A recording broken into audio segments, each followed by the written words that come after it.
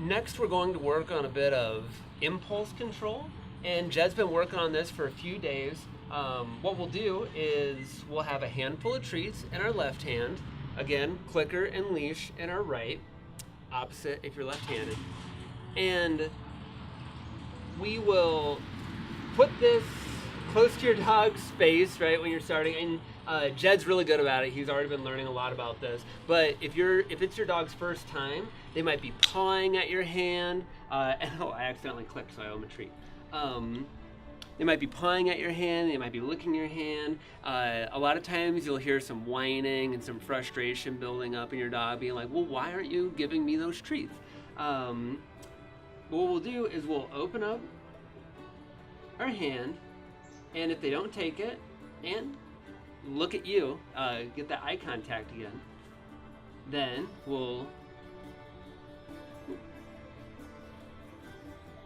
there we go. Then we'll give them a treat out of the other hand. Good.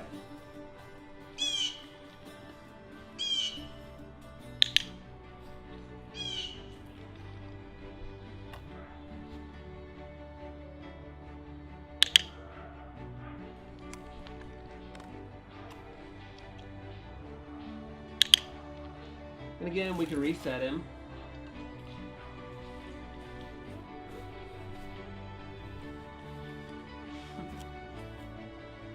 That might be a little bit of distraction behavior. That might have just been an itch.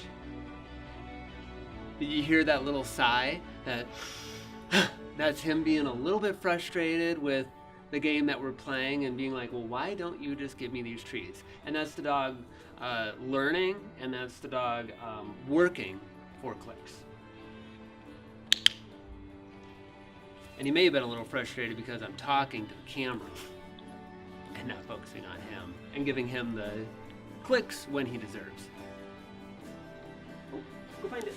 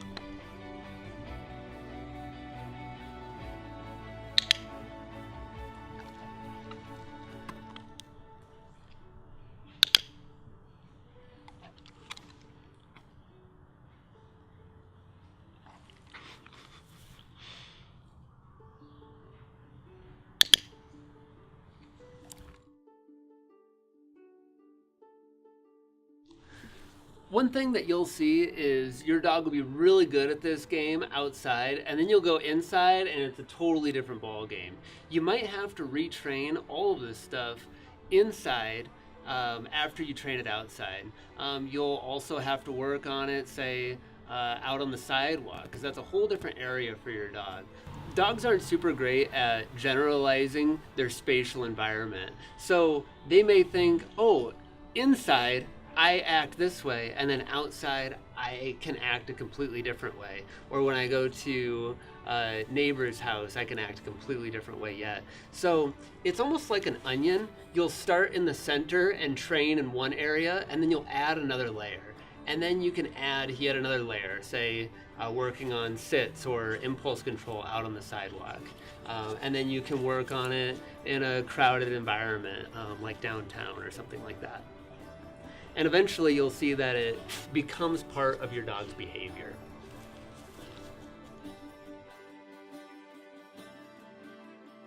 One thing that we work on a lot is loose leash training, and it can take a little bit of time. I'll show you how we do that. It's a really simple process, and again, it's the same thing, using the clicker and rewarding that good behavior. So what we'll do is we'll get Jed up and rolling here. Wanna go for a walk? Okay, let's go. And he's pretty good, but sometimes, Jed, come here. Come here. I want to keep him on a flat surface.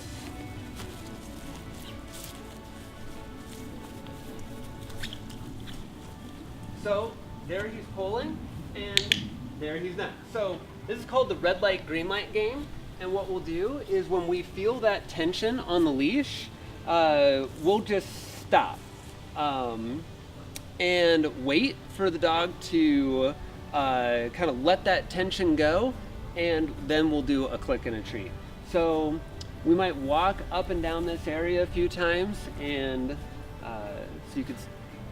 so you can see that happen. Let's go. Let's go. Wait. And there he's turning around. You can also click for good behavior.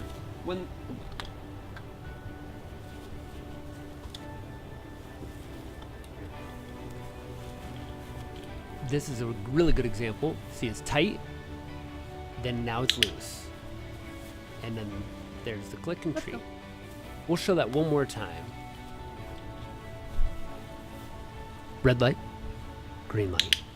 You may have seen how the leash was tight and then was loose. Red light, green light.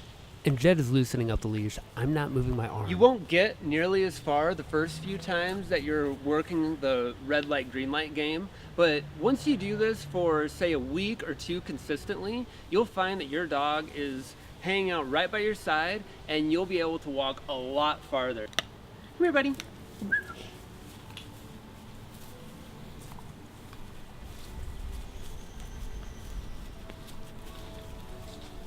Since he's doing well, we're going to click him for that.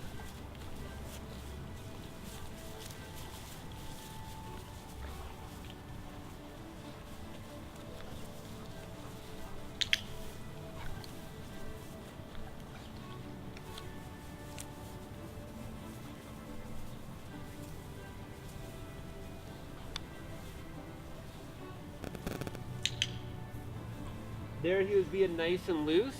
So I click him for that. You don't always have to wait for the leash to be completely taut, because eventually if you wait for the leash to be completely taut every single time and then it gets loose and clicks and treats, you're actually going to train your dog to tighten up that leash, let it go. There we go. Leave it. Good.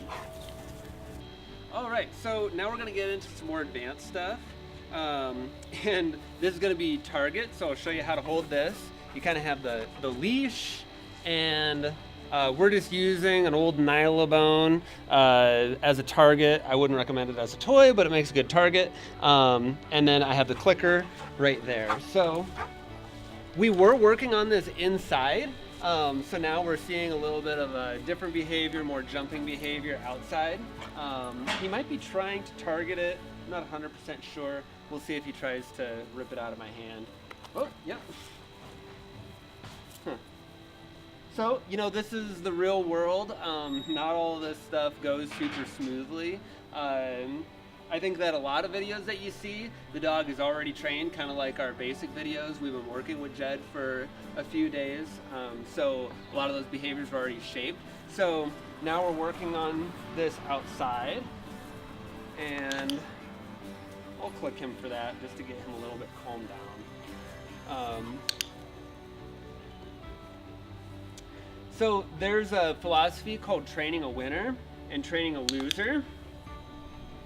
So right now I'm trying to train a winner because I'm clicking him for approximations of what I'm looking for in the desired end result behavior, let's call it. So that was pretty close to the end result behavior. He didn't actually go for it, but at least he wasn't lunging for it. There we go.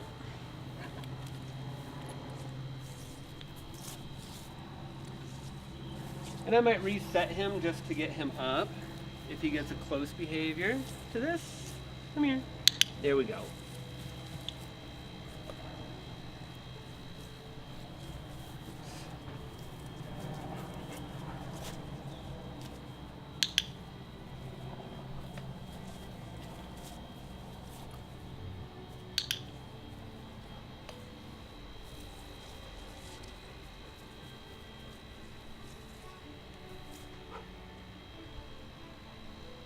Good. That was a really nice nose press there.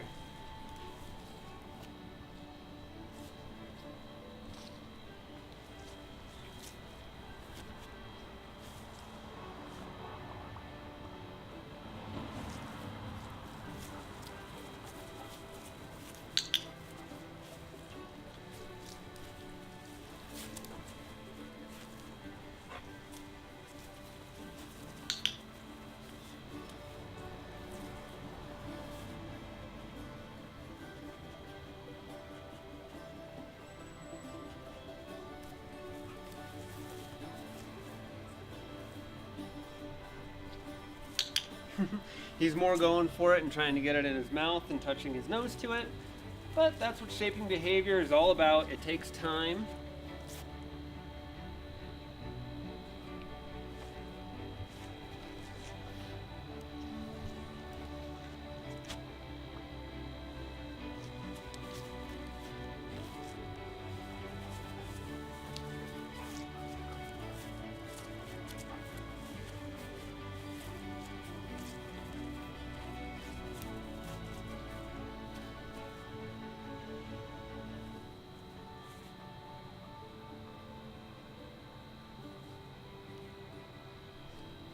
I think that we've done enough training for one day. This is a good example of why we do 20 to 30 minute training sessions, because these sessions are really mentally stimulating and they tire out your dog.